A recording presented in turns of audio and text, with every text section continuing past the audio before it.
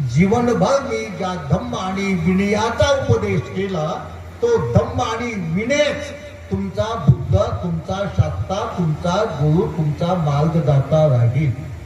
जो धम्म विनयाला पाहतो, जो धम्म विनयाची पूजा करतो, तो मला पाहतो, तो माझी पूजा करतो, तो मला शरण जातो. हा भगवान बुद्धाने तेव्हा भिक्षू संघाला उपदेश दिलाय. या भगवान बुद्धाच्या अंतिम उपदेशाला अनुसरून आजचा बुद्ध कोण आहे? तो वर्तमान काळातला कोण आहे? धम्म आणि विनय.